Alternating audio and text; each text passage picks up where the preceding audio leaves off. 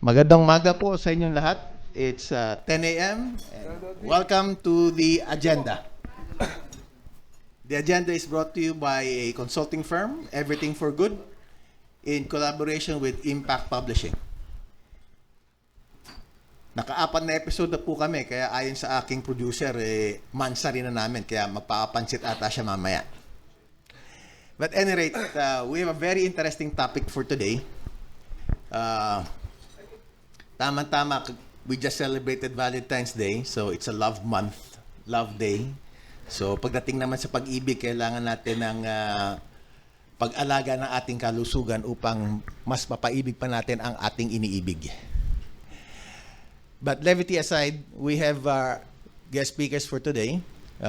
First off, to my right is a congressman, sitting congressman, sitting in many, I think 20, 24 committees, coming from the party list Agri. Also from Bicol, just like my father. Dapat nga magpinsang kami. Palakpakan po natin si Congressman Wilbert Lee. And then of course to my left, aking kumpanyero, many of you have seen him already, from Bacolod, kapwa kong Atinista, our senatorial candidate last 2022 elections, Attorney Luke Espiritu. And then finally, to my extreme right, ating paboritong guest speaker for our agenda, si Calyodi de Guzman. Before we ask our panelists to have some reactions for today, pag-uusapan po natin yung matinding at nagbabagang issue sa ating universal healthcare. Not too many people, pati na rin ako, would not understand really how PhilHealth operates. Magkano dapat ang binabayaran, saan nanggagaling binabayad, at paano ba talaga pinapatakbo yung pera na dinididak sa sweldo natin, na binabayaran ng employer natin doon sa PhilHealth. So I'd like to invite everyone, our resource speakers included, for a short video presentation prepared by our producer. Matt?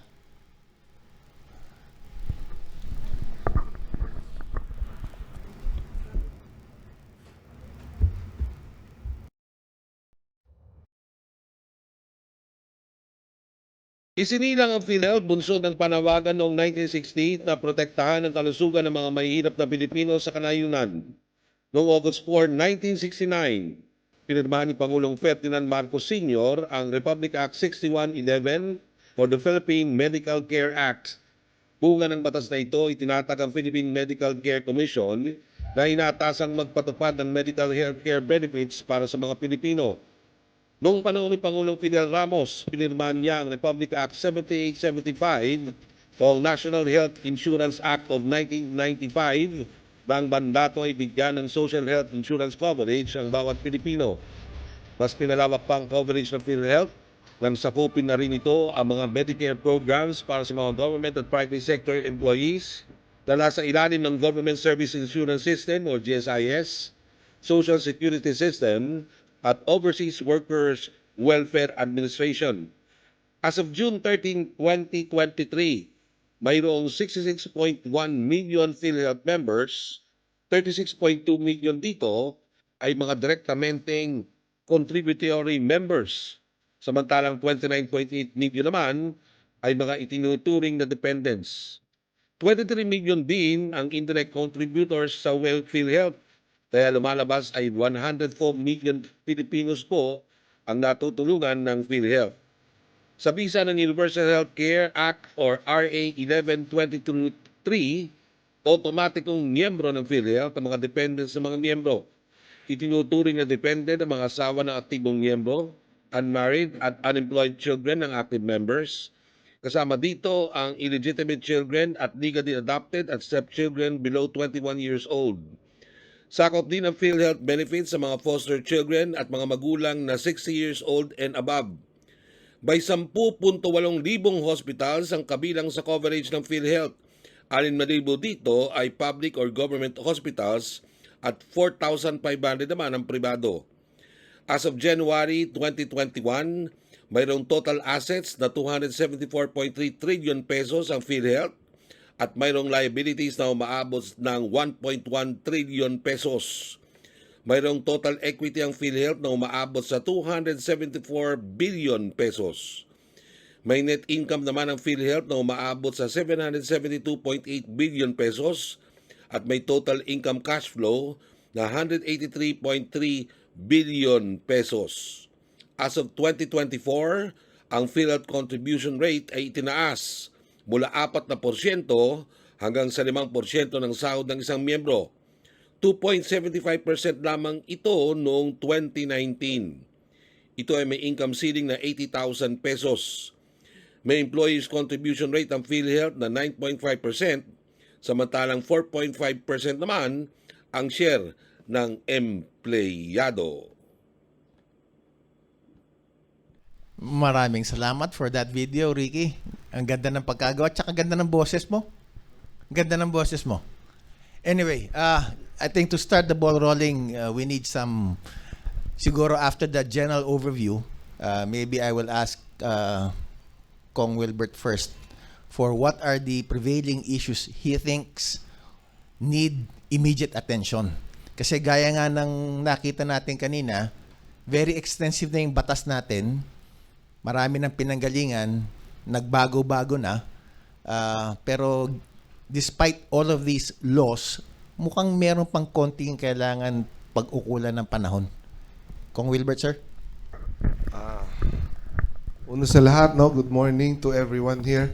Maraming salamat po sa pag-imbita ninyo sa akin dito para ma-share kung ano yung mga ating pong mga ginagawa. Lalong-lalo na po pagdating dito sa PhilHealth issue. To give a little perspective, nagsimula ito actually nung September of last year. Kasi sa pag-iikot ko sa ating bansa, sa buong Pilipinas, isa lang po ang lagi ko naririnig na daing ng ating pong mga kababayan. Yung pong kanilang pangamba at takot na pag sila ay nagkasakit, wala silang perang pang pahospital, walang pambili ng gamot, naapektuhan yung kita, nauubos yung ipon, nababaon sa utang. Doon po nagsimula lahat.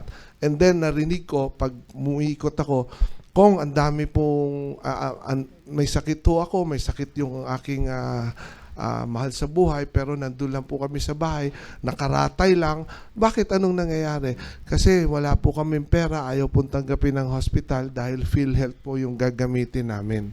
So doon po nagsimula lahat. Bakit po ayaw tanggapin ng hospital kung PhilHealth ang ginagamit, So doon ko po nalaman, pinatingnan natin, napakaraming utang daw ng PhilHealth sa mga hospital, So nung investigahan natin, tiningnan natin, and contrary to what we all believe, hindi pala totoong walang pera yung PhilHealth. Now, we have discovered that PhilHealth, and during that hearing, I have stated na meron kayong 466 billion investable fund invested in different banks and instruments, naka-invest yan. May 68 billion silang kinita as of July 2023. And aside from that, meron pang 100 billion subsidies coming from the national government every year. So para po ito doon sa ating mga indigent patients, sila po ang nagbabayad, ang gobyerno. So anong nangyayari? Bakit po hindi nababayaran yung hospital? And we found out that 27 billion lang pala yung utang sa mga hospital. And during that same hearing, sabi ko, dapat bayaran nyo kaagad itong mga dapat bayaran ng mga hospital, provided tama yung kanilang mga dokumento.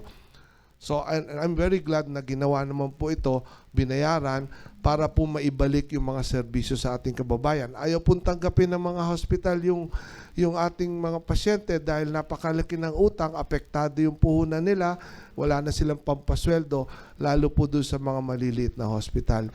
And during that same hearing, I said, PhilHealth is not an state investment company. It is a state health insurance provider. Therefore, yung pera po ninyo dapat ibinabalik po sa mga miyembro sa pamamagitan ng pagpapalawak ng mga benepisyo. Yan po yung ating pong sinabi doon, no? Dahil nandun din po yan sa charter ng PhilHealth, no? So, after that, nalaman ko na 8,000 case rates pala lahat ito, no? Na different case rates na pwedeng ibawas ng PhilHealth. Kaya, October, after that committee hearing, October, I filed a bill urging PhilHealth to increase first across the board by 30% all the benefits na binibigay po sa ating mga kababayan, no? Kasi kung iisa-isahin natin itong 8,000 plus na case rates, aabutin po tayo ng siyam-siyam. So ang sinabi ko, lahat po i-increase muna natin ng 30%. And I discovered that the case rates has not been adjusted since 13 years ago. So ibig sabihin, kung ang 1,000 kwarto 13 years ago, ang nababawas sa PhilHealth ng isang pasyente na nandun sa private ward ay 300 pesos. Ngayon, yung kwartong yon ay 2,000 pesos na, yung binabawas ng PhilHealth ay 300 pesos pa rin. So, lumalaki yung out-of-pocket expenses, so much so na hindi na maramdaman yung benefits kasi napakalaki na ng out-of-pockets. I've been hearing lots and lots of stories na ang laki ng binayaran ko, nanganak lang yung misis ko, tapos 3,000 pesos lang yung binawas ng PhilHealth. The reason is, 13 years ago pa po itong mga case rates na to na hindi na-adjust. So sabi ko, dapat ito adjustin natin isa-isa. No? Kaya lang, kung titingnan mo ito isa-isa, because alam ko, napakaraming sakit po na hindi kaya yung 30% lang. No? Katulad na lang nung coronary artery heart bypass, 550,000 lang po yan ngayon, million po ang inaabot niyan. Cancer treatment, 150,000 to a maximum of 600,000 depending on the kind of cancer you have. So pag naubos na po yung 150 mo o even 600,000 mo, hindi mo naman po pwedeng sabihin na installment yung gamutan. Next year na uli ako magpapagamot kasi wala na akong pera. So, baka hindi ka naabutin ng next year. So, yan po yung mga kailangan po isa-isahin. So, let's say, cancer and heart bypass, gusto ko po dyan full coverage. Walang limit po yan. Dialysis, we were able to increase this to 156 sessions already from 40 sessions, which means parang unlimited na po yan. Every other or 3 times a week na po yan, yung 156 sessions. Dati 40 sessions lang po yan. So yan po yung mga kailangan po nating gawin at tingnan. At napakarami pa pong iba.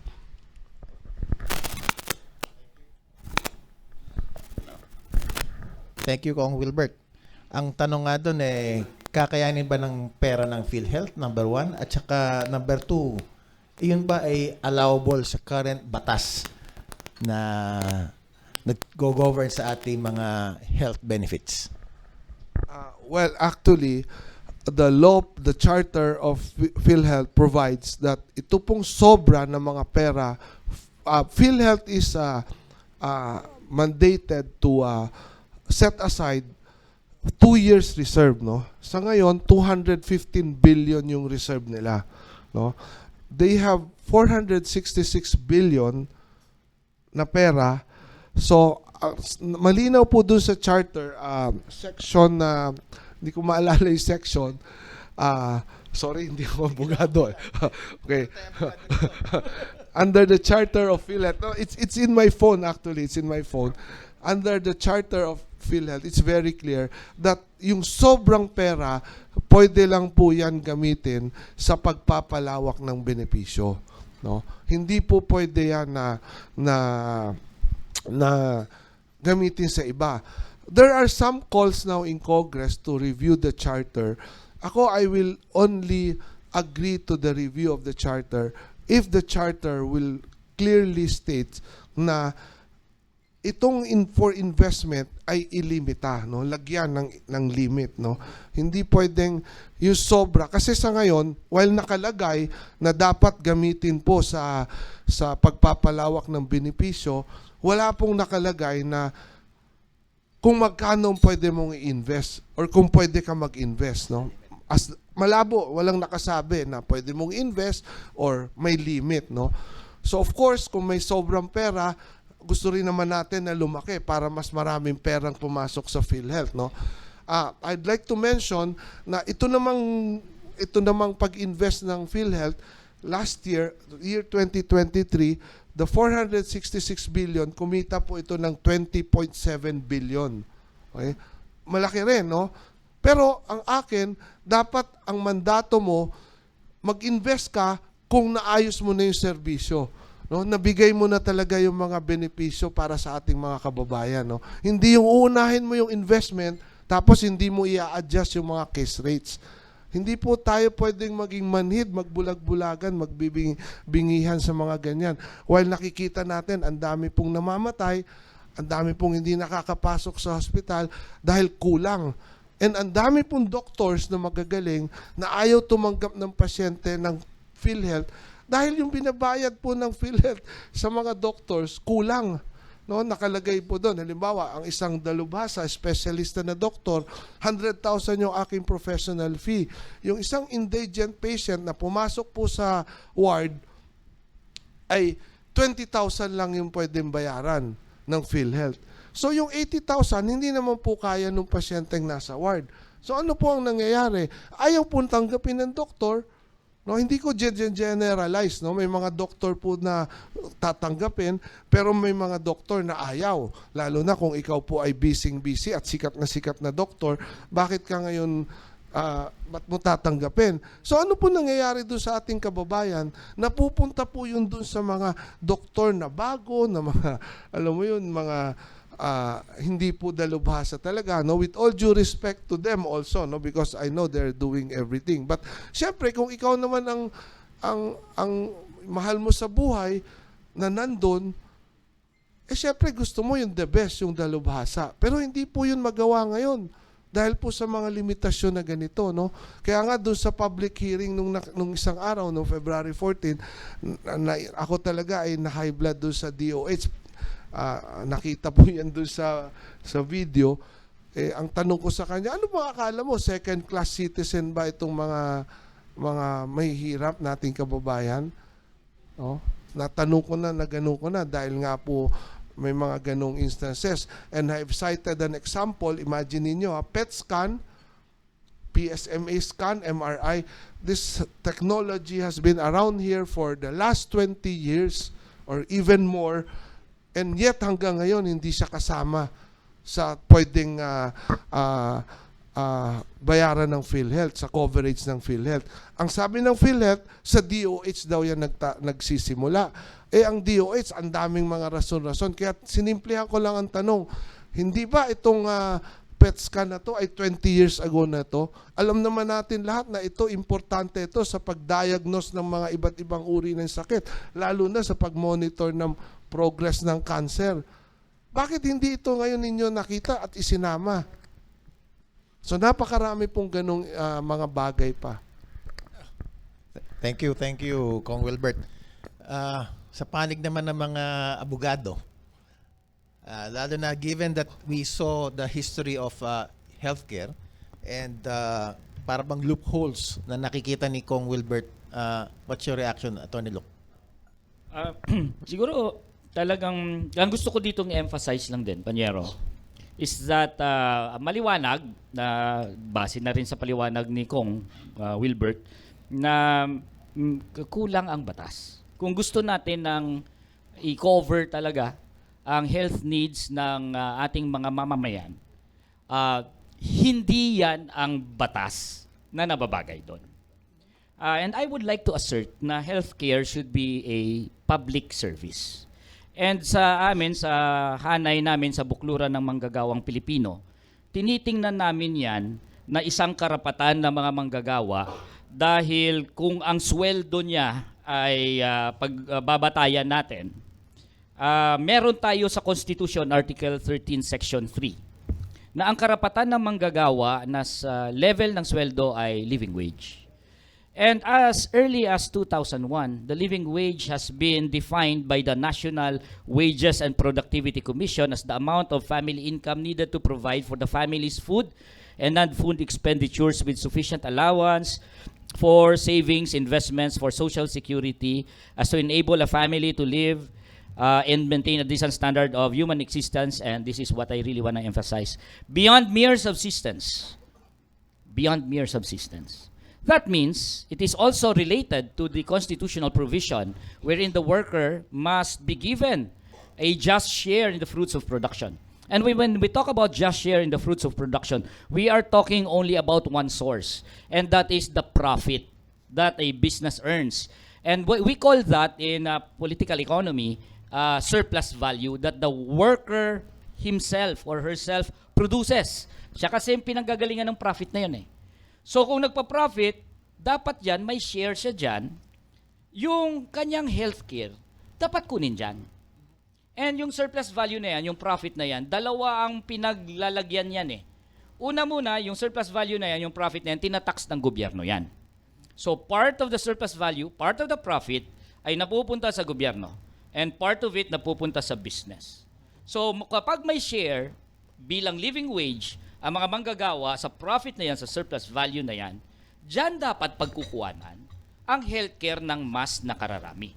If we do not have that kind of law, treating healthcare as a matter of right, and it should be taken from the surplus value or the profit, which is part of the constitutional right of the worker, and it is even part of the computation for living wage according to the National Wages and Productivity Commission, hindi tayo magkakaroon ng solusyon sa ating health problems dito. Health crisis ng mga ordinaryong masang at manggagawang Pilipino. Definitely, baguhin ang framework, kunin sa tax, kunin sa profit, and i-cover ang healthcare needs ng lahat ng mga manggagawa at kanilang mga dependents nang wala sila dapat na binibigay more. Kasi binigay na nila yung profit sa'yo, binigay na nila yung surplus value sa'yo. Ganyang batas ang kinakailangan natin at magiging totoong universal healthcare law kapag nagkaroon ng ganyang klaseng batas. Pero Attorney Luke, reaction lang kasi 'di ba dun sa Kong Wilbert would know this also na pataas naman yung share ng employer pati ng employee. Pero mas mataas pa rin yung burden of the employer in terms of premium contributions. Hindi pa ba sapat yung ganong proportion in terms of that increasing contributions of the employer? Yung sinasabi mo na share in the surplus value of the profit? Well, it's a matter of relative to how the insurance system itself works, 'di ba? Dapat maging sapat actually yan dun sa explanation ni Kong Wilbert eh. Doon pa lang sa share ng employer dapat maging sapat yan eh. Ang problema kasi ginagawang negosyo eh. 'Di ba? Ginagawang investment eh. Ilalagay pa sa Maharlika Fund. Hindi pina-prioritize ang health ng karamihan. Mamaharlika Fund mo pa. Igagamble mo pa actually. Nagkakabagsakan na yung ekonomiya ng buong mundo, magagamble ka pa dun sa mga stocks at saka mga derivatives. So talaga malulugi yan, di ba? Ngayon, aside from that, and my emphasis really is, pwedeng maging sapat kung maganda ang pagpatakbo. Secondly, dapat may share ang gobyerno mula sa tax. Ginagawa nyo lang confidential funds eh. Lagay nyo kaya sa healthcare. Di ba? Ano naman ang share ng gobyerno sa universal healthcare natin? Kasi part of the surplus value binabayad sa inyo bilang tax. So kombinasyon ng gobyerno and employers' contribution. Wala na dapat employees' contribution. Less than cost of living nga binibigay yung sweldo. Kukuhanan nyo pa ng employees' contribution, di nagkagutom-gutom na si ordinaryong manggagawa. Very powerful na sinabi doon Kong Wilbert Sumasang-ayon ka ba sa sinasabing mga mungkahi ni Attorney Luke? Actually, isa po ako, no?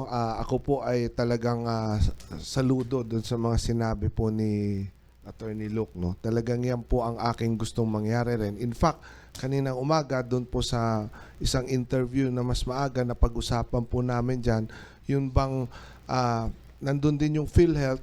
So napag-usapan namin, ano kaya kung ang gawin natin dito, yun bang parang yung mga mayayaman, no, dapat mas malaki pa ang kanila pong contribution, and then eventually maalis po yung contribution nitong ating pong mga wala, no, itong mga mahihirap, no. Ayoko sana gamitin yung word na yon, no, pero masakit sa kalooban, no, pero for lack of other words, no, yun po yung aking sinasabi, no. Yan po, no, ang gusto ko talaga mangyari dito eventually, full implementation of the no balance billing, especially for those families, kababayan natin na talagang wala, no. And eventually, ang PhilHealth po ay maging HMO, no, parang HMO. So para po sa lahat ito, no. Kanina meron isang nag-react, taga-Canada siya, sinabi niya na doon sa Canada, sa kanila pag na-surgery, 0 ang babayaran, no? Pag nanganak, 0 rin ang babayaran, no? So, sa Montreal, Canada raw yun, no, na nag-react na audience kanina. Pero, yung mayayaman doon, no, pag na-hospital, may kailangan bayaran. Doon sa Montreal, no? Pag mayaman ka, no, kailangan mo magbayad, no? Ako, sinabi ko rin, may personal experience, nung nandun po ako sa isang bansa, sa London, may isa akong inattend, sinama ko yung mama ko dahil pag ako po ay lumalabas, yung mama ko kasi 88 years old na, lagi ko siya sinasama habang kaya pa niya, no, na tamaan yung ulo niya doon sa CR, no, sa CR, no, nandun siya sa loob, may biglang pumasok, hindi niya nailak ng mabuti, tumama sa ulo niya. So, nagdumugo, talagang nagkasugat. So, dinala ko siya kaagad sa public hospital sa London. Ako ay nagulat, wala akong binayaran kahit piso, kahit isang kusing. Foreigner kami. Ganun po katindi. And if you look at other countries, you go to Singapore, you go to other places, ang pinupuntahan na hospital, yung public hospital. Like Singapore, you go to Singapore General Hospital. You don't go to these private hospitals because sa Singapore, sa ibang bansa, obligasyon po ng gobyerno, yan po ang aking paniwala, obligasyon ng kahit na anong pamahalaan, yung kalusugan po ng mamamayan, sunod sa pagkain. Hindi po trabaho, responsibilidad ng public hospital na pakitain. Hindi po siya dapat kumita. Kung ngayong araw may isang makina akong binili, bukas may lumabas na mas bago, kailangan kong bilhin pa rin yan. Kasi yan po ang obligasyon ng pamahalaan sa mamamayan. Pangalagaan po yung kalusugan nila. Pero dito sa atin, nakakalungkot po isipin, PGH, sinabi ko yan doon, Philippine General Hospital, baka pag pumasok ka po, ang sakit mo, hindi pa masyadong malala paglabas mo. Pagpasok mo pa lang doon, malala na, no? Masakit na. Ang sakit sa bulsa, napakahirap gamutin din niya, no? Ayun, isipin mo, mahal mo sa buhay or ikaw mismo may sakit, poproblemahin mo, apektado na yung kita mo dahil hindi ka pwedeng pumasok, problema pa kung saan ka kukuha ng pambayad.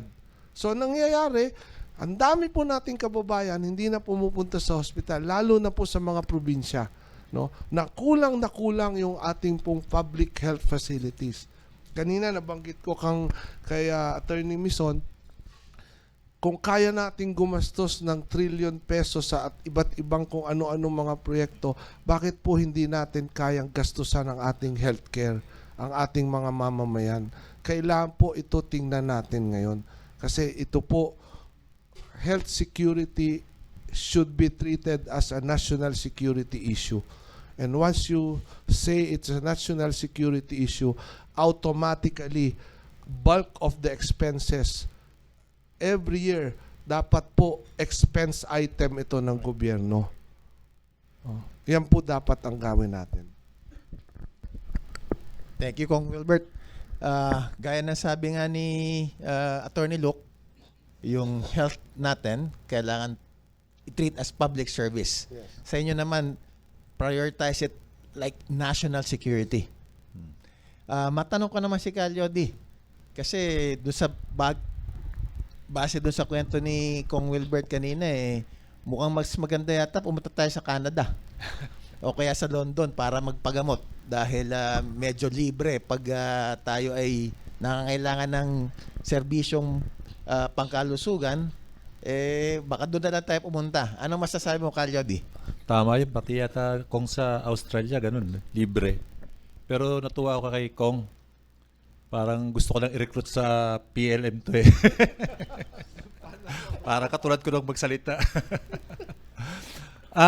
Natutuwa ako doon sa effort na ginagawa sa Congress, Kong Wilbert, tsaka yung statement ni Attorney Luke na dapat yan ay public service. Dapat naman. Pero ang hirap mangarap ng serbisyo sa isang gobyerno na kontrol ng malaking korporasyon. Ang hirap. Kaya yung problema na binabanggit ni Kong sa kalusugan ay makikita mo rin sa problema sa lahat ng usapin sa ating bayan. Problema ng mga magsasaka, problema ng mga mangingisda, problema ng pagtatrabaho, kulang sa trabaho, mababang sweldo, mataas na presyo. Ang lahat ng yan ay mga problemang nagpalit-palit na ang ating mga gobyerno, nangako na tuwing eleksyon, pero hindi maresolbahan. Kasi nga, hindi sila lumalabas sa framework ng negosyo. Lahat ay pinapatakbo bilang negosyo, pati edukasyon, negosyo, kalusugan, negosyo, lahat ay negosyo. Yung lahat ng serbisyong yung lahat ng serbisyo ng gobyerno, talagang pinatakbong negosyo. Tubig, kuryente, hospital, lahat na, transportasyon, na dapat lang lahat ng sektor na yan ay serbisyo, ginawang negosyo dahil nga yung gobyerno natin mula Malacanang, Kongreso at Senado, bilibang Wilbert, ay talaga namang nasa bulsa at naka-framework na ang pag-unlad ng bansa, ng kalusugan, ng edukasyon, kailangan natin mga negosyante. Kasi kung wala sila, wala dahil wala tayong pera, na hindi naman totoo. Yun yung problema, hindi makaalis doon sa framework ng sistemang negosyo. Ang dapat, sang-ayon ako doon kay Kong, sang-ayon din ako doon kay Attorney Luke tungkol sa pag-impose ng panibagong batas, pero dapat mag-isip ang gobyerno out of the box. Huwag yung sa kung ano nga yung meron. Kung sa framework ng negosyo, huwag na dyan. Dapat gawing serbisyo. At ang dapat approach sa kalusugan ay hindi mag-ipon ng pera. Kahit ilang trilyon pa ang ipunin mo, kung yung system ng ating kalusugan ay hindi naman ay parang reactive. Ang ginagawa, dapat ang ating system ay prevention. Bakit hindi pag-aralan paano maiwasan ang grabing pagkakasakit ng mga tao? Paano maiwasan yung mga tao ay bihira nang pumunta sa ospital o bihira nang magkasakit? Ano mong dapat gawin? Gawin mong malusog ang iyong mamamayan. Paano magiging malusog? Itaas mo ang kanyang sahod. Paano pa magiging malusog? Paunlarin mo ang iyong agrikultura. Nang sa ganon, makain ng mga tao, ng mga Pilipino, yung tamang pagkain para tumaas ang kanyang immune system. And then, pangalawa, mag-invest ka sa health, sa mga doktor, sa mga nurses, sa lahat ng health workers. Mag-provide ka ng libreng edukasyon para sa kanila. Nang sa ganun, dumami ang mga health workers sa Pilipinas. Nang sa ganun, ang ratio ay maging 1:50, 1:100 per doktor. At kaya ng doktor, na susweldohan ng gobyerno, na dalawin ang mga bawat bahay ng mga mamayan niya. Tingnan kung tama ang pagkain, kung may palikuran, kung malinis ang paligiran, nakakaintindi sa kalusugan ng bawat ng katawan. Yun ang gawin natin. Para nang sa ganun, hindi tayo mangailangan ng trilyon-trilyong pera na karamihan naman ang naiipon natin, nanakawin lang ng mga taga-PhilHealth. Kamahanap ng mga pagkakataon pananakawin. At yung COVID, naging isang pagkakataon para dahil walang bidding, niransak ang pera ng PhilHealth. Hindi mariresolve ang problema natin, hindi lamang sa kalusugan, kundi sa lahat ng usapin, kung ang framework ng ating gobyerno ay negosyo. Hindi mauubos, hindi mawawala yan. Ang yayaman at gaganda ang kalusugan, yung mga mayayaman, yung mga bilyonaryo. Sila ang makikinabang. Pero yung 99% ng mamayang Pilipino, magiging problema ang usapin ng kalusugan. Kaya dapat mag-isip ang gobyerno sa framework ng hindi na capitalist framework, kundi serbisyo, mamamayan ang unahin. Tao at kalikasan ang pangalagaan ng sa ganon. Maging malusog ang mamayang Pilipino nang hindi gumagastos ng bilyon-bilyon o trilyon-trilyong piso. Wow. Thank you, Calyodi. I think we are all in agreement here na sabi mo nga, dapat yung framework palitan, hindi capitalist. Sabi nga ni Kong Wilbert, kailangan nga daw national security ang pagtingin natin sa kalusugan. Perhaps before I give the floor to our friends in media, Kong Wilbert, what do you think naman yung sinabi nga ni Calyodi about the investment portion of the mandate ng PhilHealth? Sabi nga mag-invest doon sa mga health workers. Sabi naman ni Atty. Luc, baka naman daw yung billions natin doon sa PhilHealth mapunta sa Maharlika Fund. Ano pong take nyo ron, Kong Wilbert, sir? Well, under the present charter ng PhilHealth, bawal po yun gamitin, no? Bawal ilagay sa mga hindi, pwede lang po siya gamitin sa pagpapalawak ng benepisyo, no? So, nagkaroon po ng move, no, na kunin, pero hindi po naging successful yan, no? Doon sa mga friends natin sa media, siguro natatandaan ninyo po yan, meron pong bill na na-file dyan tungkol dyan na kunin, hindi po yun naging successful dahil sa charter po natin, pwede lang siyang gamitin sa pagpapalawak, no? Pero hindi po kasi malinaw yung tungkol sa investment, no? Kaya kung re-reviewin man po yung charter, papayag lang tayo doon na lagyan ng limitasyon, no, yung investment, no. Unahin muna kung naibigay na lahat ng benepisyo bago ngayon ilagay sa investment. Of course, kasi nandyan yan na pera, even yung reserve, pwedeng i-invest yan, no? So, ililimit natin sa gano'n, no? Hindi pwede yung pangmatagalan na investment, no? Kasi kailangan yung pera kahit anytime pwede mong magamit, no? Kung may mga ganong pangangailangan, no? So, yan po yung mga dapat na nakalagay doon. Yung investment, hindi mo siya pwedeng i-invest doon sa yung katulad po ng infrastructure, hindi po siya dapat pwedeng gamitin doon. So, pwede lang po siya ngayon, which is nandun na po ngayon na pwede lang siyang i-invest, hindi siya sa charter, pero under an executive order, if I'm not mistaken, coming from the former President FBR, na pwede lang siyang i-invest sa mga Class AAA bonds, no? Katulad po ng treasury bills, no? Katulad ng treasury bills, government securities, no? So, ililimit po natin sila doon, no? Tama po si Calyodi, dapat po ito unahin din, no, yung mga pagpapalawak ng improvement po ng ating mga healthcare workers, healthcare facilities, pwede po sana yan gamitin dyan, no? In fact, ang isa pa pong naisip natin dyan, kanina napag-usapan din, naglalaro sa idea na maglagay daw ng PhilHealth Hospital, no? Yung may isang congressman na nagsabi, no, na PhilHealth Hospital. Para sa akin, hindi po, no, dapat palawakin natin ito pong mga hospital ng pamahalaan, ibang usapin po ito. Dapat po ang gobyerno, national government ang naglalagay po nito, no? Kung pwede nga lang, no, kung makita naman ninyo yung klase ng hospital natin, lalo na sa mga probinsya, no, matatakot kayong pumasok, matatakot kayong humiga sa higaan, no? So, ang PhilHealth, ang gusto nating mangyari, itutok lang niya, no, doon sa mga benefits nila, no? Wag nang pumasok pa po doon sa kung ano-anong iba-iba pa pong bagay. Itutok lang nila doon sa pagpapalawak ng benepisyo. Hindi po pwede na kung ano-ano pa yung iniisip nilang pasukin, no? So, dapat doon lang po sila nakatutok. Nako, thank you, Kong Wilbert. That's a very major policy shift. And I think mas maganda nga na yung harmony ba ng executive and legislative, lumalabas yung mga dapat mangyari, and it takes certain people like you to not really expose but to make the public aware that this is an issue that needs attention. Pero kung Wilbert, meron po yata tayong katanungan galing sa media. Sorry, meron lang akong gustong idagdag dun Sige, sir. sa sinabi ni Calyodi. Tama po siya, no? Bakit marami pong nagkakasakit?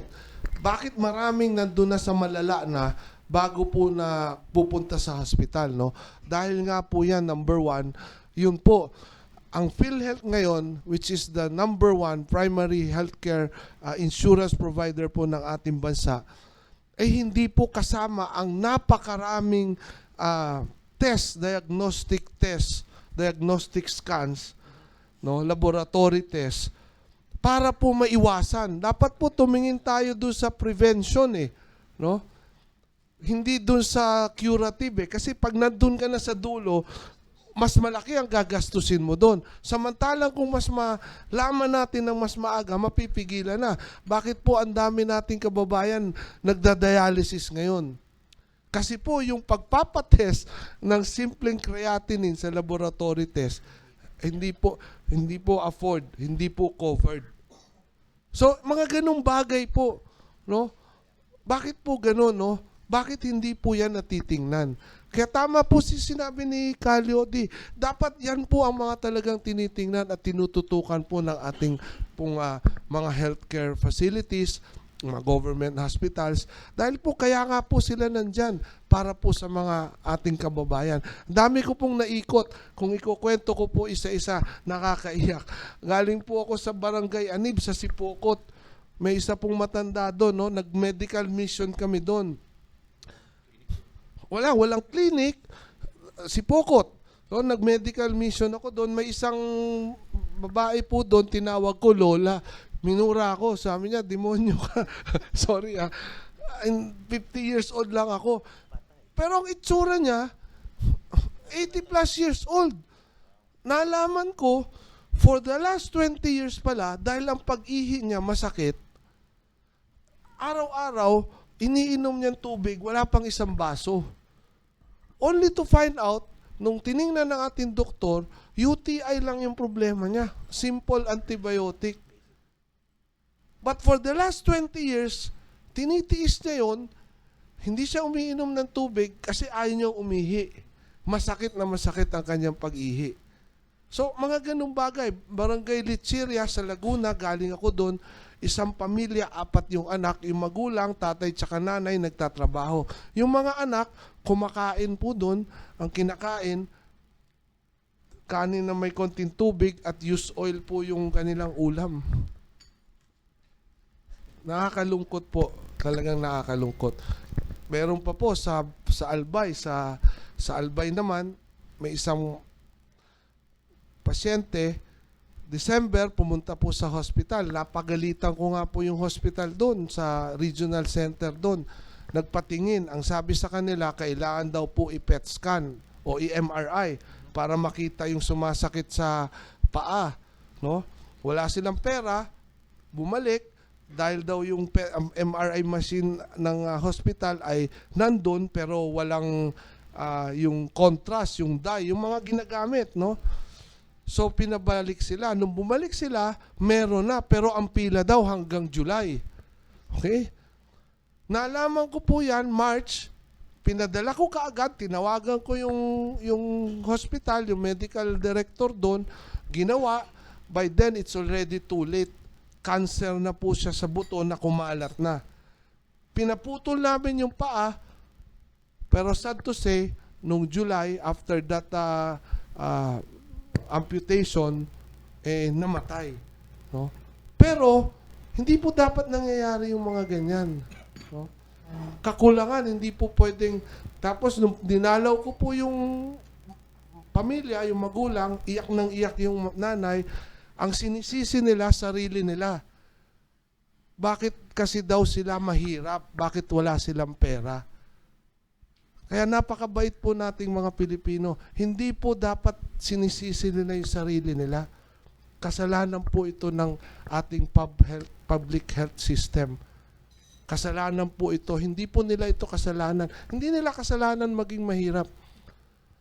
Sinasabi ko nga, kung ang mayaman nga pag nagkakasakit na babankrupt, paano na po itong mga ating mga kababayan walang-wala? Sige. Please go ahead. Kindly introduce yourself and the network or organization that you represent when you ask a question.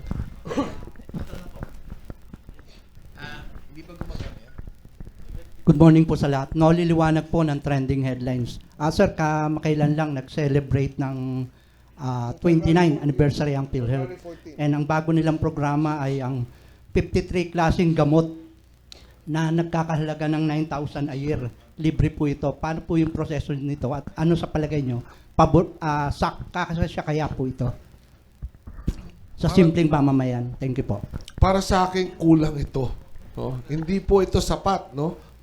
Napakarami pong gamot, lalo na po yung mga gamot nga po sa cancer na sobrang mahal. No? Isang tableta, 5,000. 10,000 meron. Yung mga bago pong gamot ngayon sa chemotherapy, yung pong targeted chemo na sinasabi na gamot na po yung iniinom. No? Ito po ay available sa mga mayayaman. Bakit po hindi pwedeng maging available ito sa ating mga kababayan? No? Ang tanong ko nga sa kanila dito, bakit second class citizen ba yung ating mga kababayan na walang pera na available ito sa mga mayayaman lang? Dapat po ang gobyerno enabler. Yan po ang gumagawa ng paraan para po gumaan ang pasanin ng ating mga kababayan. Lagi ko po sinasabi, hindi po dapat maging pabigat ang gobyerno. No? Hindi po dapat, lalo na po kaming mga nasa gobyerno, hindi po dapat maging pabigat sa taong bayan. Pero kadalasan po, hindi po ganyan na nangyayari. No? Kaya nakakalungkot po. No? Doon po sa katanungan mo, para sa akin, kulang po yun. No? Pero natutuwa naman ako dahil nasimulan. No? Pero kulang na kulang po yan. No? Kaya nga po meron akong actually final na isang bill pa rin. No? Dalawa po yun patungkol po dyan sa gamot. Kasi nalaman ko po, ang isang dahilan ng napakalaking out-of-pocket expenses nito pong ating mga kababayan at hindi maipatupad yung no balance billing ay dahil po pag dumating ka sa hospital, sasabihin sa'yo walang available na gamot. Kailangan mong bumili sa labas.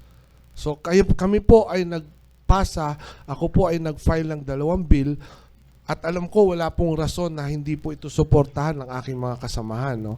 Ito po yung medicine voucher bill. No? Ang gusto ko po mangyari, pag walang available na gamot sa loob ng hospital, mag-i-issue po ng guarantee letter. Okay? Yung DOH o yung hospital, at ito pong guarantee letter, dapat po ito tanggapin ng mga pribadong drugstore or pharmacies. Okay? And ito namang guarantee letter na to, magagamit po nila ito bilang pambayad po sa kailangan nilang bayaran na buwis. Ibabawas nila ito dun sa tax na kailangan nilang bayaran. No? Whether it be monthly or yung monthly compliance nila, quarterly compliance nila, or yung yearly compliance sa taxes. Ibabawas po nila ito doon dapat. No? Yan po ang isang bill. The other bill na final ko ay yung pong tanggalin po yung VAT sa napakarami. Ngayon po kasi meron pong 4 na gamot lang ang walang VAT. Ngayon po, linagay natin doon lahat ng uri ng gamot sa sakit sa puso, sa stroke, because it is the number 1 killer po dito sa atin, ischemic stroke, hemorrhagic stroke, heart disease, yan ang number 1 killer. Lahat po ng kababayan natin, halos po gumagamit ng maintenance medicine na to. Gusto po natin ito, tanggalin po yung VAT para po bumaba ang presyo. Sige, please. Red?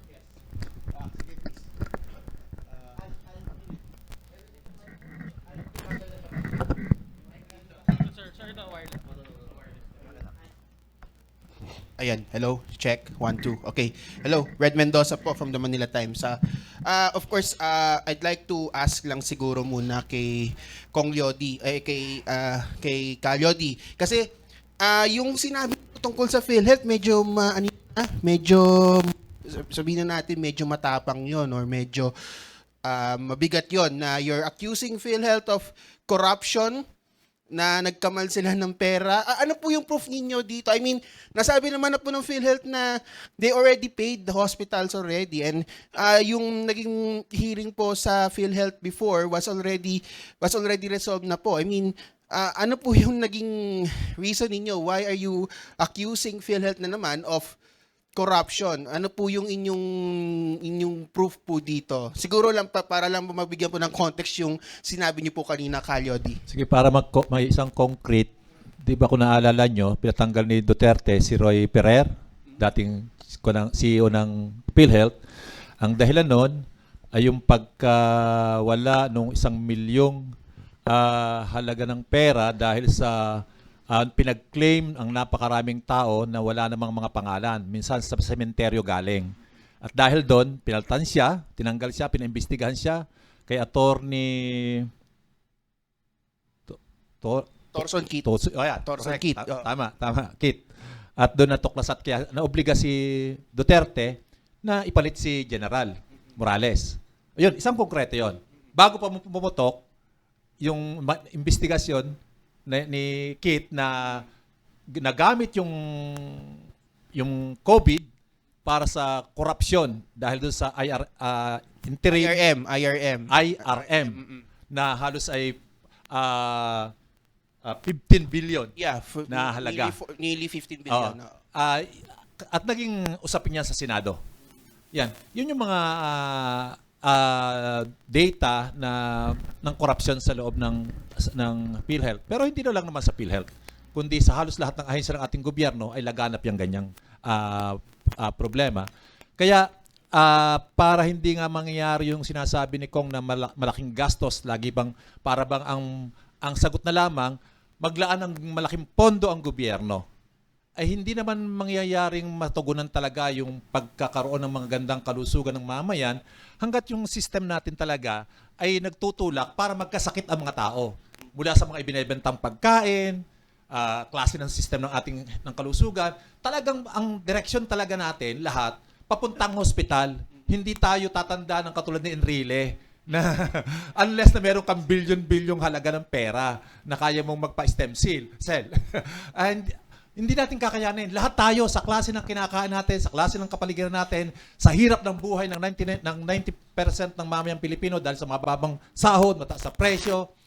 Talagang ang direksyon natin, ospital tayo. Tapos walang education tungkol sa pagpapalaganap na mga kababayan, iwasan natin ang pagkain ng maraming asukal o matatamis kasi diyan kung walang ganyan mga information at larga lang ng larga tayo, bili tayo ng pinahayaan ng mga mamayan na bumili ng mga bagay na hindi naman talaga healthy, ay talagang lahat tayo ay pagkakakitaan ng mga may-ari ng hospital sa buong buhay ng ating pagkatao. Kaya ang aking sinasabi, dapat prevention, doon mag-invest ang gobyerno at maliit na investment yan sa information, sa education, at sa aksyon ng gobyerno na ito ituring talaga na ito'y serbisyo. Hindi ito negosyo. Hindi ito para pagtubuan. Yun ang aking punto. Thank you, Kong.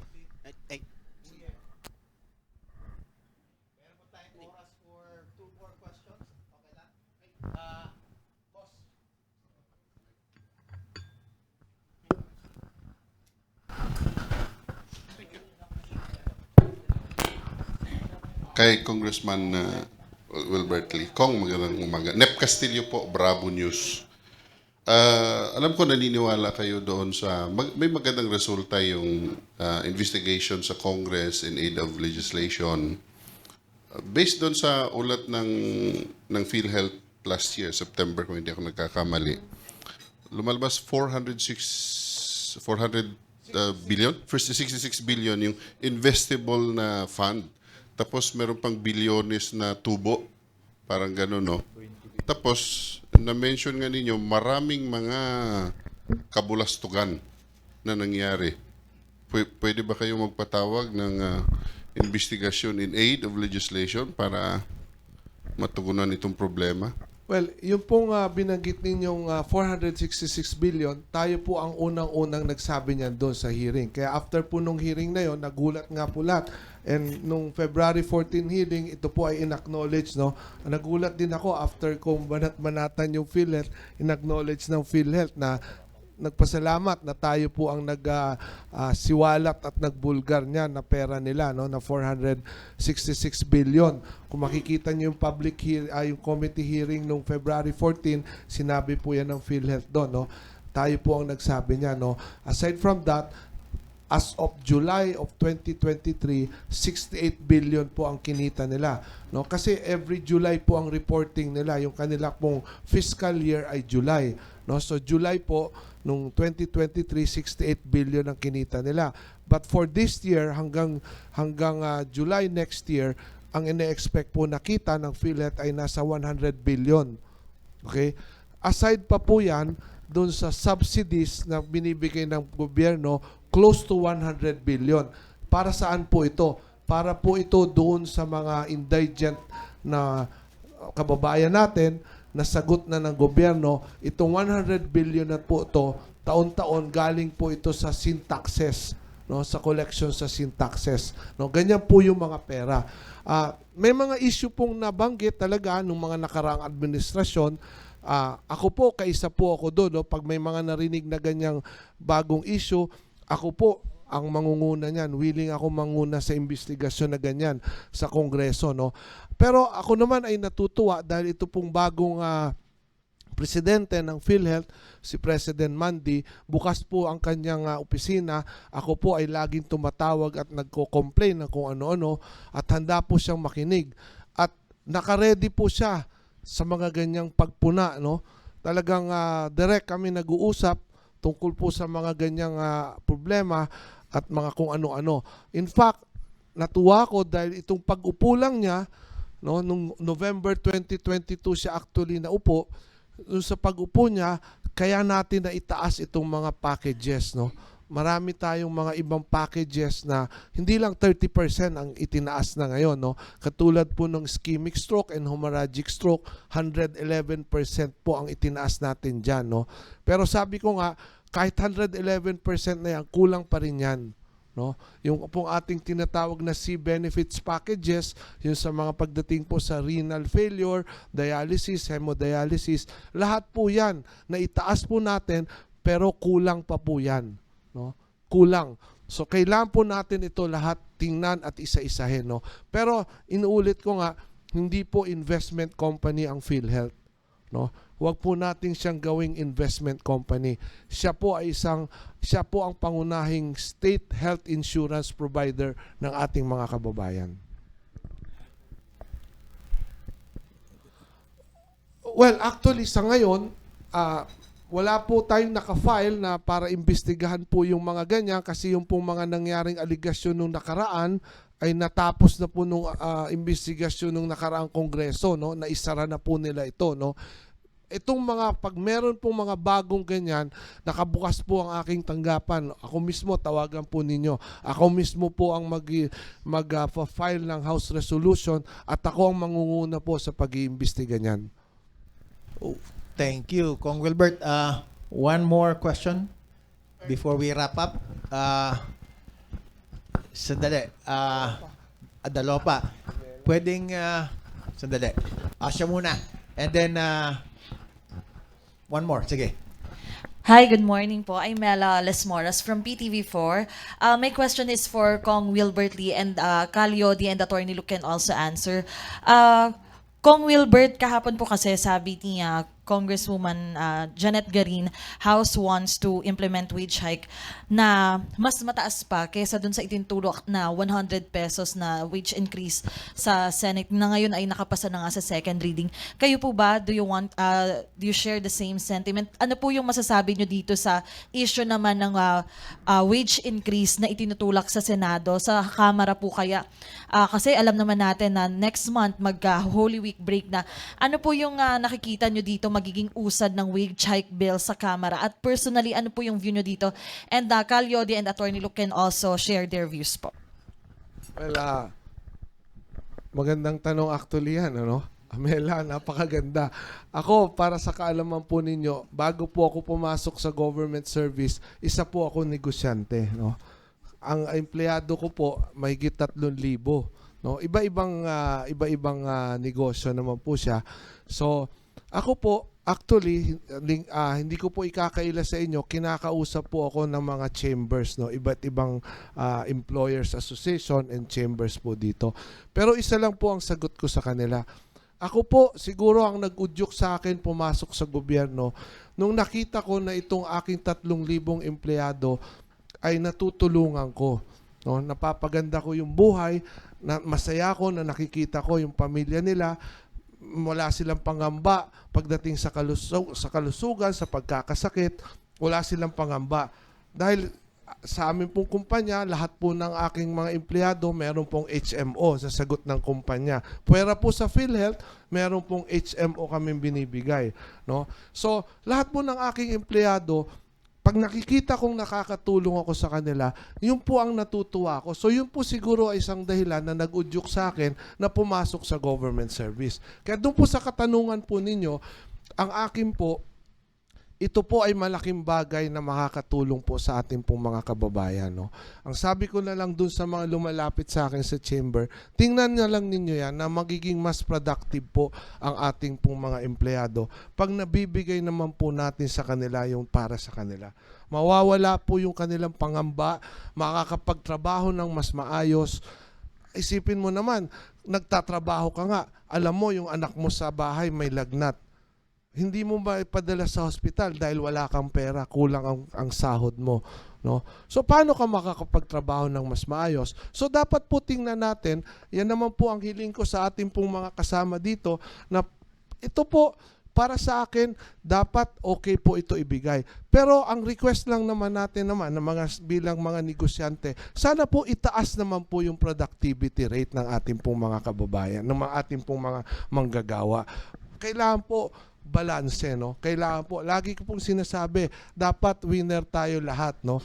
Dapat winner po yung mga ating pong mga manggagawa, winner din po dapat yung mga nagpapasahod at nagbibigay sa kanila ng sahod. Dahil pag hindi naman po tumaas yung productivity po ng mga to, maapektuhan naman po, no? Itong negosyante, maaring malugi, magsasuffer, magsasara din po to. So yan po ang dapat po, ang sinasabi ko sa kanila, instead po na kontrahin natin, kailangan po pag-aralan natin, kausapin natin, na itaas po, no, kung anong mga kailangan para maitaas po yung productivity rate ng atin pong mga manggagawa.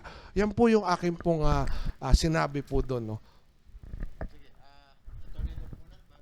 Jody? 100 pesos na tinaas. Gusto ko lang bigyan ng parang context yan, ano? Ang original talaga nating pinaglalaban ay dagdagan ng 750. And I would like to state to you the reason why 750 on top of the wage prevailing. Because for several years, ang wage rates natin ay sa Pilipinas below subsistence level. Pumapalo ng less than 1/2 to less than 1/4 of a worker's cost of living. At yan ay na-compute na. Halimbawa, ang Ibon Foundation ng January of 2023, ang cost of living ay 1,161 pesos per day. Yan ay para mabuhay lang ang manggagawa. Kung naalala nyo, si Secretary Pernia, as early as 2018, ang kanyang sinabing figure ay 42,000 pesos a month. And that will translate to 1,615 a day para lang mabuhay ang manggagawa. Bibigyan mo ngayon ng manggagawa, dati 570. Definitely, kung Secretary Pernia, that's less than 1/3, less than 1/2.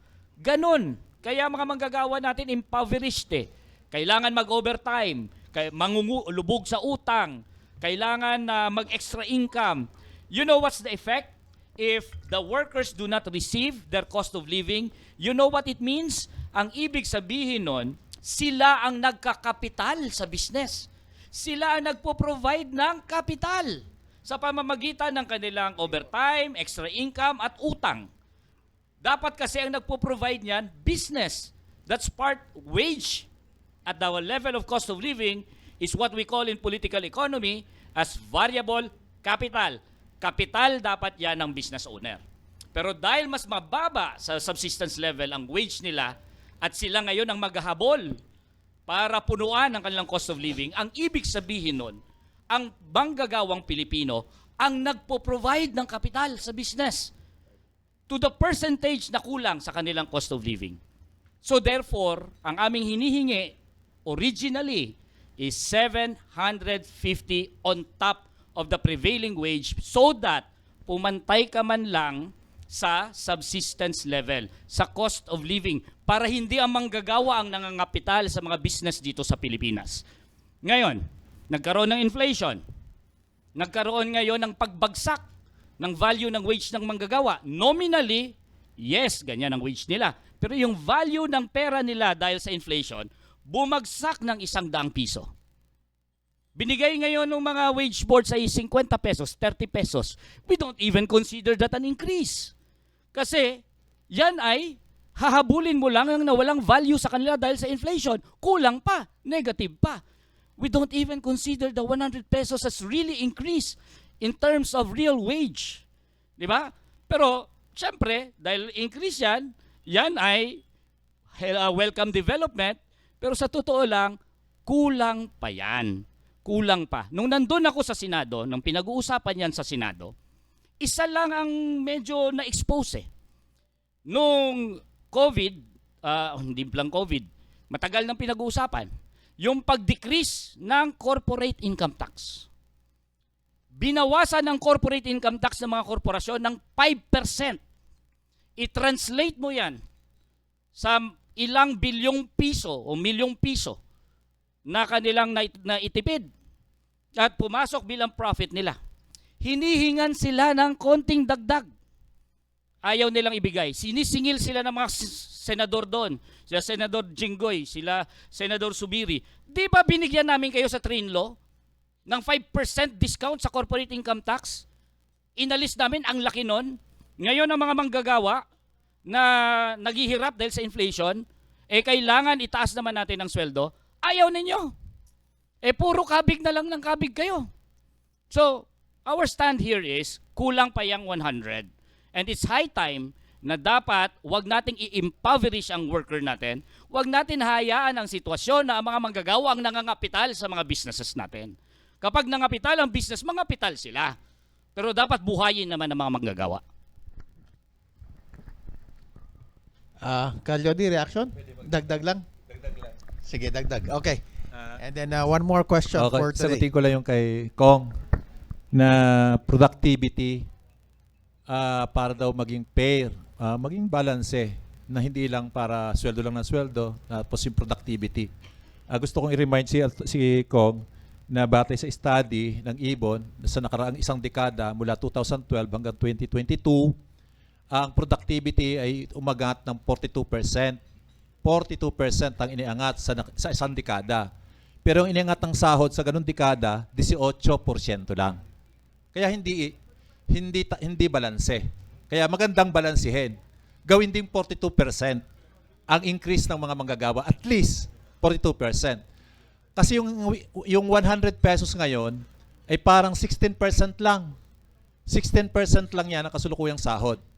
Mas mataas pa ang binigay nila Mitra noong panahon nila na umabot ng 29% o 36% noong panahon ni Mitra, yung 25 pesos noon. Kaya malayo. Sa panahon ngayon na grabe ang krisis, dapat talagang itama yung sahod ng mga manggagawa dahil may relasyon yung pagtaas ng sahod sa kalusugan na ating pinag-uusapan ngayon. Gusto ko rin i-emphasize na ang halos 25% lamang ng mga manggagawa ngayon ang tumatanggap ng minimum na sahod. Ang karamihan, under minimum. At nangyayari yan dahil sa may policy ang gobyerno, may batas, na ang batas regulated ang sweldo, regulated. May batas na isang beses lang pwedeng magtaas ng sahod ang mga manggagawa sa loob ng isang taon. Hindi pwedeng dalawa, lalong hindi pwedeng tatlo. Panahon nga ni Duterte, sa 6 years, 3 beses lang nag-increase. Yun ang problema. May batas na bawal na isang beses lamang magtaas sa loob ng isang taon ang sahod. Pero walang batas na dapat isang beses din lang magtaas ang presyo ng bilihin. Linggo-linggo, buwan-buwan, pwede lang itaas. Deregulated. Kaya yung system na ito, na nire-reflect ng mga batas at patakaran, hindi tama, unfair. Unfair. At kawawa yung mga manggagawa. Regulated na sweldo, tapos deregulated na presyo. Tama ba yun? Mali. Kaya dapat gawin nating makatarungan at makamanggagawa yung patakaran. Gawin nating partner. Yung totoong partner talaga ang mga manggagawa ng kapital para may coexistence sila na makakapagpagamot sila. Ganon din ang mga manggagawa. Makapagpapagamot din. Okay, yun lang. Maraming salamat. Sige, one last question. Sige, please introduce yourself and the network or org. Sir Gabriel Lalo po from Inquirer.net. Follow up lang dun sa regarding sa wage increase. Kasi parang yung tono sa House, medyo hindi sila ganong kapabor dun sa 100 wage increase. Kasi ang sinasabi nila, marami raw ng mga negosyo sa Pilipinas, MSMEs. At pag yung nag-wage increase, pag tinamaan yung MSMEs, baka magtanggal na lang ng empleyado para lang makomply yung increase na yun. Sir, your thoughts? Anyone could answer po. Okay Ganito ang ginagawa. Alam mo kung sino ang gumagamit ng MSME argument? Ang mga malalaking negosyo. Mga ECOP. Ay, MSME, malulugi. Eh, hindi ka naman MSME Bakit ikaw makikinabang doon sa MSME argument? Can you imagine ang lalaki ng mga negosyo? Halimbawa, malalaki, multi-billion business. Tapos makikinabang sila sa fact na ang binibigay lang sa manggagawa ay minimum wage. Sila yung makikinabang doon. Hindi sila MSME. Ngayon, bakit mo naman ipapakarga sa pobreng manggagawa ang negosyo ng MSME? Kung gusto mo gobyerno na ang MSME ay suportahan, subsidize mo, suportahan mo, todo-todo para rin naman tayo sa MSME. Pero bakit ang manggagawa ang iipot mo ng kapital para sa MSME? Bakit sila ang pasusukahin mo ng kapital para mabuhay ang MSME? Dapat, ikaw gobyerno, kung gusto mo na lumaganap ang MSME, ikaw ang mga kapital sa MSME. Huwag ang pobreng manggagawa. At kayo mga malalaking negosyo, huwag niyong gamitin ang MSME argument na kayo makikinabang dyan sa mababang minimum wage na yan, bilyon-bilyon ang kinikita nyo. So gobyerno ang may kuwan yan, may obligasyon. Huwag nyo paiputin ang manggagawa ng kapital nyo. Any other reaction from any of our resource persons?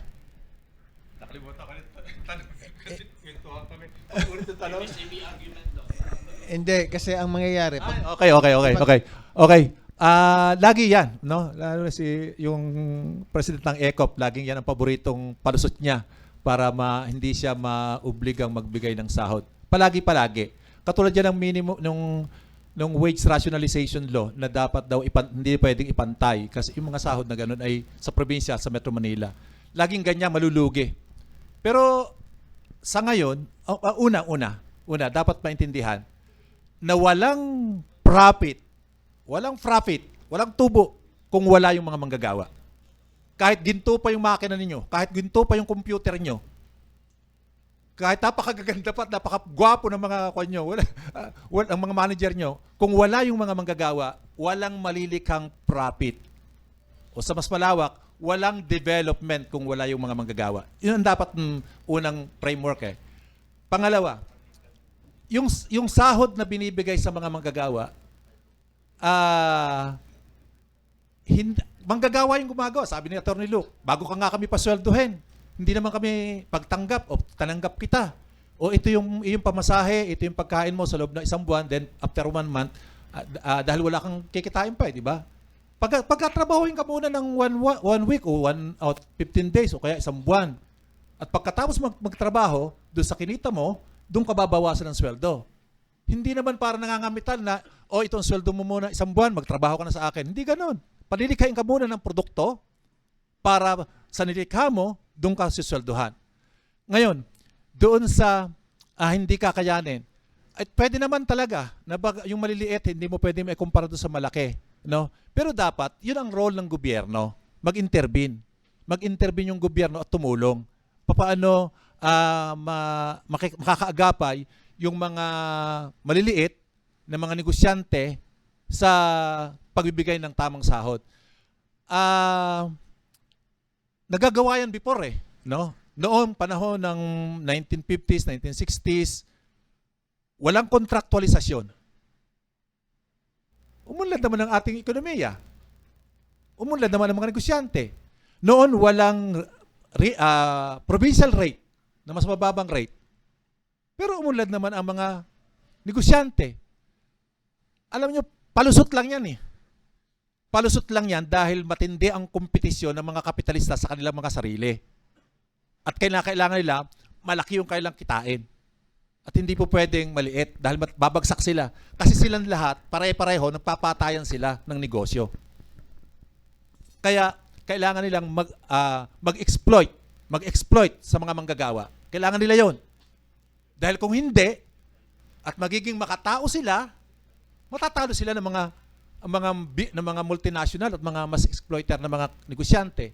Yun yung problema. Yan ay isang system na kung saan yung capitalist system na walang nasa isip kundi profit at sasagasaan yung karapatan at ng mga manggagawa para lamang makasurvive sila. Okay. Maraming salamat doon sa mga nagtanong from our friends in media, no? Ricky, do you still have time? One last. Okay, one last. Okay. Go ahead, please, sir. Rambo Labay ng DCXL. Sir, mayroong binanggit si ECOP President Serge Luis na catastrophe daw, dilobyo daw ang 100 pisong dagdag sahod. Sa reaksyon niyo po, ito ba'y nagpapakita na talagang sobrang ganid na ang ilang mga negosyante? Tumpak, ganid, di ba? Imaginein mo, just to illustrate how absurd itong mga apocalyptic scenario na kanilang they're painting. Panay-panay nga kayo kontraktualisasyon, di ba? Panay-panay, just to illustrate. Pagka meron silang manpower agency, alam nyo ba gumagastos silang mas malaki? And they are willing to pay for more each worker.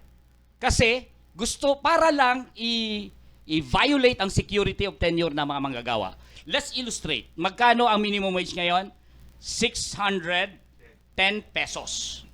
Basic yan Pagka hindi mo siya i-directly hire, papadaanin mo sa kunwari manpower agency, magbabayad ka ng premium sa manpower agency. Ng minimum of 10%, pero sa totoo lang, generous sila sa manpower agency. Hindi 10 ang kanilang binibigay. Umaabot pa ng 15%. Diyan. So what's 10% of 610? That's 60 pesos already. 61 pesos on top of the basic. And we're just talking about the basic. In lahat ng benefits yan. So kapag nag-overtime ang worker, 10% uli yun. Minimum. Pero umaabot pa ng 15 yan. Gumagastos nga kayo dyan. Di ba? Willing kayo na mag-shell out ng extra 10%, 10 to 15% on top of the wages of your worker.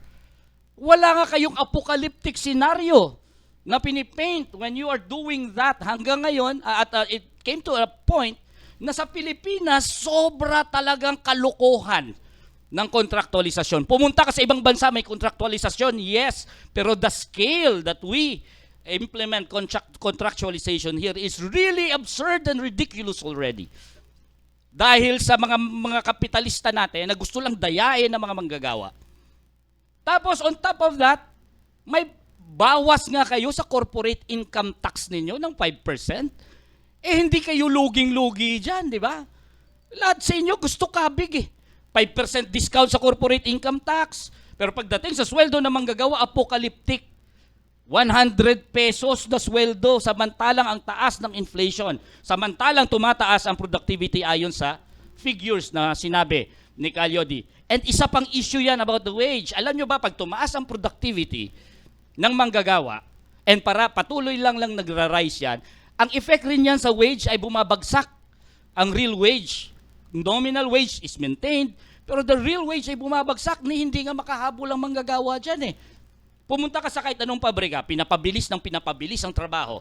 May mga quota system na kapag ganitong ilang units ang mayayari mo, kailangan ini-increase, binibigyan ng incentive, ini-increase, tapos later on, yan na yung standard.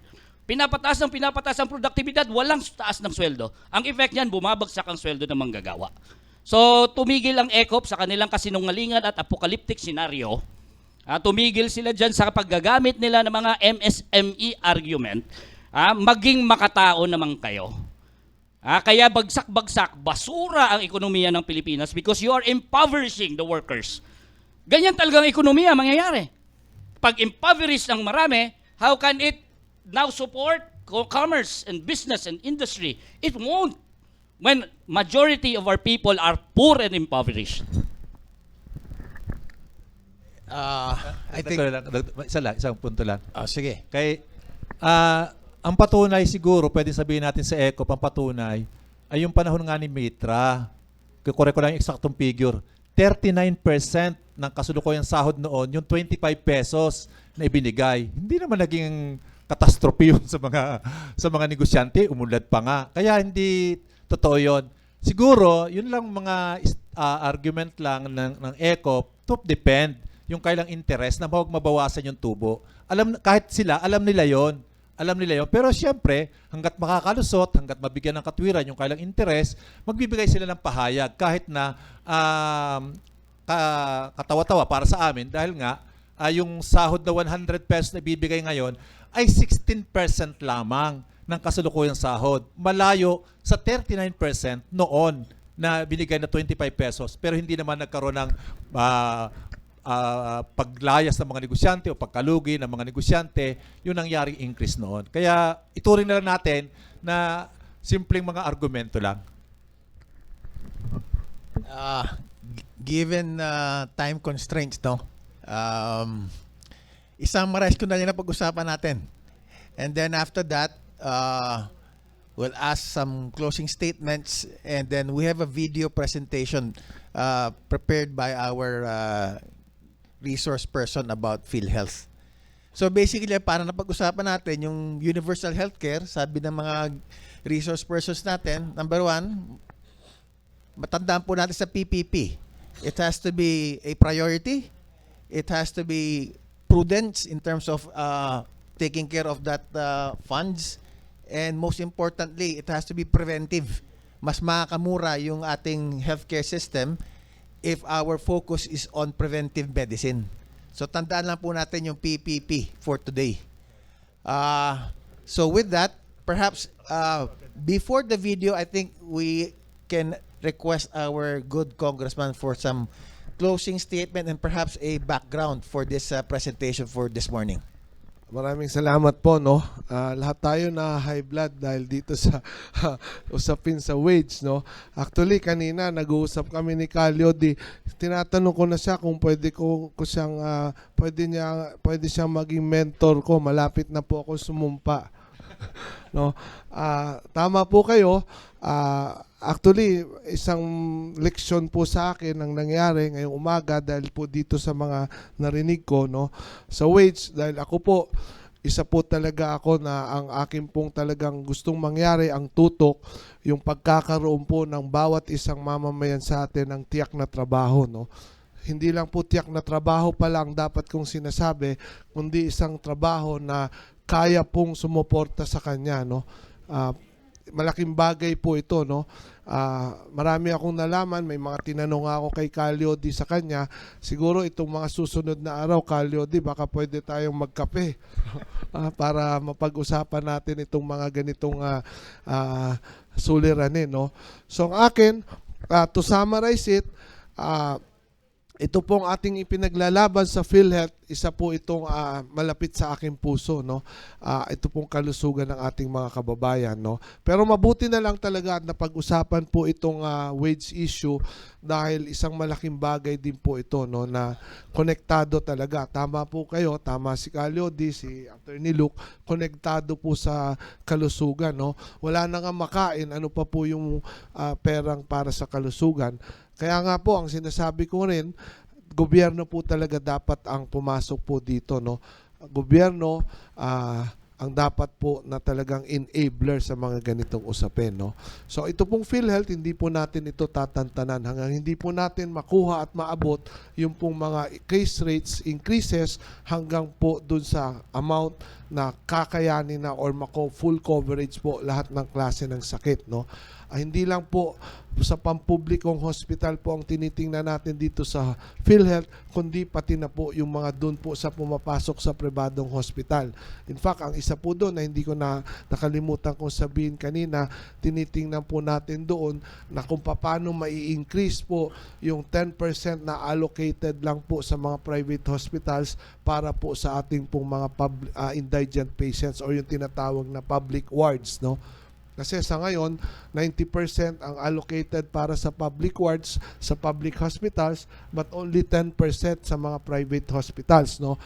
Kadalasan, ang nirarason, puno na or mabilis mapuno itong 10%. So gusto natin itong tingnan kung paano po ito mapapataas, na ang gobyerno po ang dapat naman po sumagot dito kung paano po ito gagawin, no. Yan po ang susunod po nating gagawin at titingnan, no. Ako po, gaya ng sinasabi ko lagi, ang aking pong tutok talaga ay ang pagkakaroon ng check na trabaho. Ito pong tungkol dito sa wage issue na to, ganyan din po ang gusto kong mangyari sana sa mga nasa sektor ng magsasaka, mangingisda, yung pong mga nasa informal sector, agricultural sector, kasi isa po rin itong sektor na talagang kawawang-kawawa, na pabayaan. Sila ay nagpapakain sa atin, pero sila rin yung walang mga kinikita, no. Ito po yung mga patuloy na pinag-aaralan. Kaya nga ako po, sana tanggapin ni Calyodi na maging mentor ko siya pagdating po sa mga ganito, tsaka si Attorney Luke, no. So, ako po, ulitin ko, ako po in favor po ako doon na itaas po ang sahod, no. Pero tama po kayo, para sa akin baka po ito ay kulang pa, no. Hindi pa po ito sapat siguro, no, dahil nga po dun sa mga suliranin na ganito. Eye-opener po sa akin talaga itong sinabi kanina ni Calyodi na dapat po, no, yan po ang isang pinag-uusapan namin, kung ang rason ay MSMEs, hindi ba pwedeng itong mga MSMEs ay may paraan po na iba na dapat gobyerno po yung magbigay para po sila ay makasunod or makasabay, no, na hindi sila nalulugi, no. So yan po ang isang mga tinitingnan natin. So ganoon lang po, nandito lang po ako. Ang aking pong layunin ay tiyak na trabaho, sapat na kita, no. Dinagdag ko na yung sapat na kita, no, hindi lang tiyak na trabaho. Sapat na pagkain, hindi lang po sapat, kundi masustansya at affordable. At higit sa lahat, mawala po, no, yung pangamba at takot pag nagkasakit na walang perang pambayad sa ospital at walang pambili ng gamot. Yan lang po, maraming salamat po. We have time for that video, Ricky. Okay. Inviting the members of media to please view our video courtesy of our congressman. Congressman? Sorry. Courtesy of Ricky. Sorry.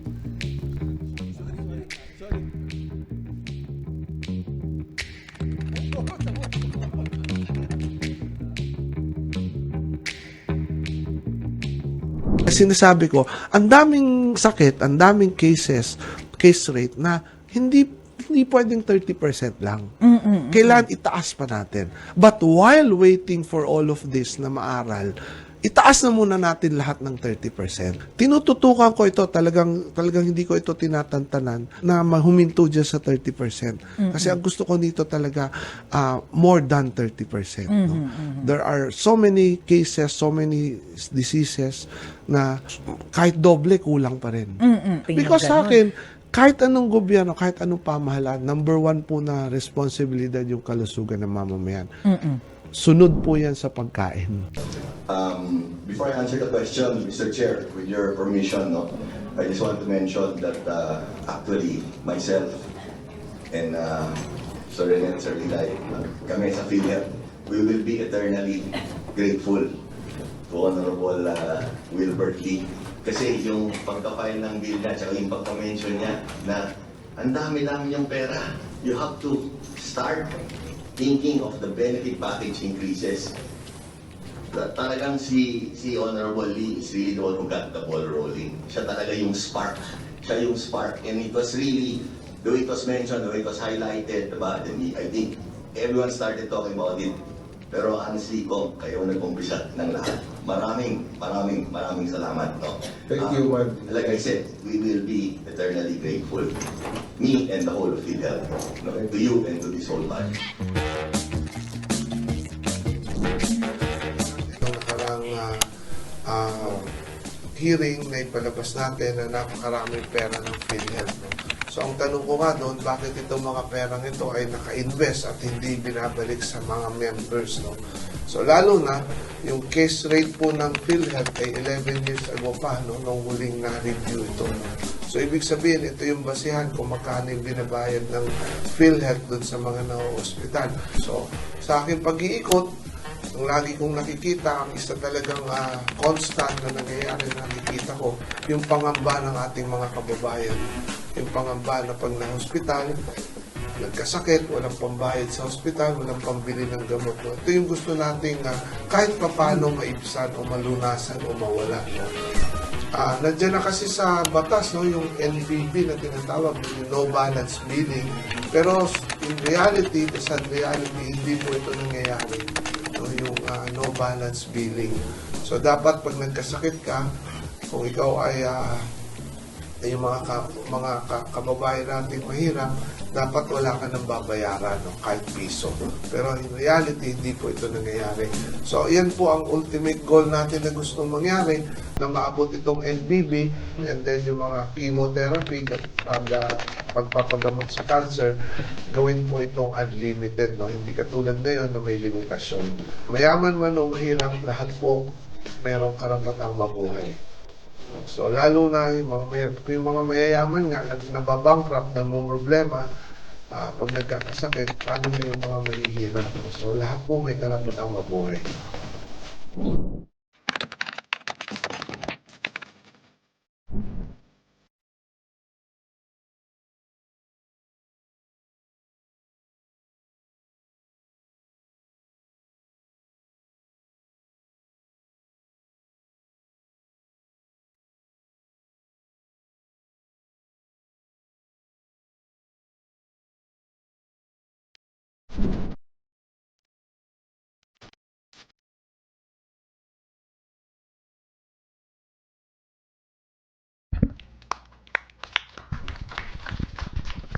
And with that, we end our episode for today.